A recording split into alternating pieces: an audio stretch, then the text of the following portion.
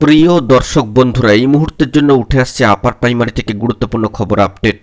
কার্যত আপার প্রাইমারির ক্ষেত্রে ঘোষিত শূন্যপদ বরাবরই প্রথম থেকে ছিল 14,339টি, এবং সেই বিষয়টিকে মাথায় রেখে আরও একবার নিয়োগের ছাড়পত্র বা সবুজ সংকেত কিন্তু চলে এলো মহামান্য কোর্টের তরফ থেকে। উঠে আসছে গুরুত্বপূর্ণ কিছু খবর আপডেট আজকের ঐতিহাসিক দিনে দাঁড়িয়ে।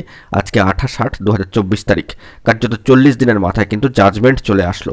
জরুরি তথ্য থাকছে, আর্জেন্ট ভিত্তিতে এই ভিডিওটা আপনাদের জন্য ক্রিয়েট করতে হচ্ছে। ভিডিওটিকে শেষ পর্যন্ত দেখে নেবেন, চ্যানেলটিকে এখনই সাবস্ক্রাইব করে সঙ্গে থাকবেন। চলুন কথাবার্তা না বাড়িয়ে আমরা মূল টপিকে ফোকাস করে সম্পূর্ণ বিষয়টিকে জেনে নেওয়ার চেষ্টা করি। তো কার্যত আজকের দিনটি ঐতিহাসিক দিন। বিগত মাসে 18/7 ছিল অত্যন্ত গুরুত্বপূর্ণ ঐতিহাসিক দিন।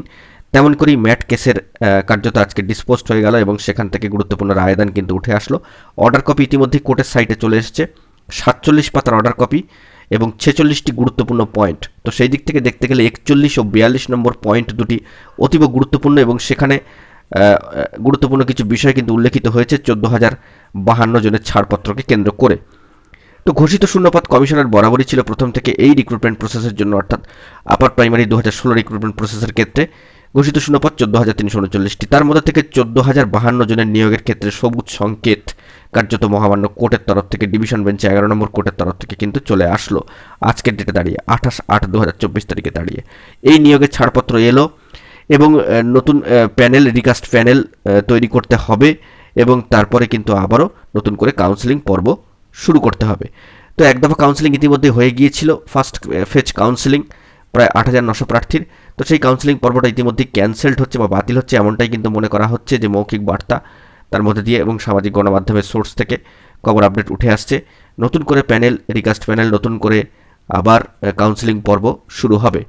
তো দীর্ঘায়িত একটা প্রসেস, তো সেই দিক থেকে বেশ কিছু টাইম লাইনও কিন্তু চলে এসেছে কমিশনের হাতে। জাজমেন্টের ডেডলাইন আমরা দেখে নিলাম আজকে 28/8/2024। আজ থেকে আগামী 4 সপ্তাহের মধ্যেই কিন্তু এই রিকাস্ট প্যানেল লিস্ট তৈরি করে ফেলতে হবে, প্রকাশ করে ফেলতে হবে, এবং তার পরবর্তী ক্ষেত্রে আরও 4 সপ্তাহের মধ্যে কিন্তু কাউন্সেলিং পর্ব সমাপ্ত করতে হবে।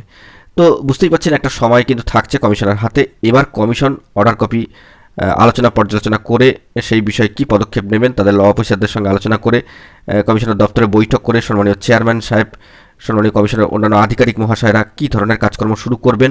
ইতিমধ্যে আমরা দেখেছি যে সম্মানীয় চেয়ারম্যান সাহেবের তরফ থেকে পজিটিভ বার্তা দেওয়া হয়েছিল, যে তারা চাইছেন একটা স্বচ্ছ স্পষ্ট অর্ডার আসুক মহামান্য কোর্টের ডিভিশন বেঞ্চের তরফ থেকে।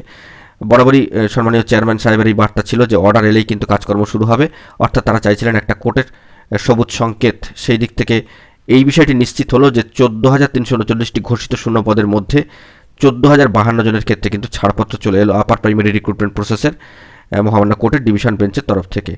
তো এই খবরটাই উঠে আসছে। কমিশন এবার কবে কাজ শুরু করবে, কত দ্রুত, সেইটাই কিন্তু এখন লক্ষণীয় বিষয়। এর পরবর্তী ক্ষেত্রে কি খবর আপডেট উঠে আসে সেই দিকে আমরা ফোকাস রাখার চেষ্টা করছি, এবং কমিশন কত দ্রুত এই বিষয়ে পদক্ষেপ গ্রহণ করছেন সেটাও কিন্তু এখন লক্ষণীয় বিষয়। দেখা যাক পরবর্তী ক্ষেত্রে কি খবর আপডেট উঠে আসে।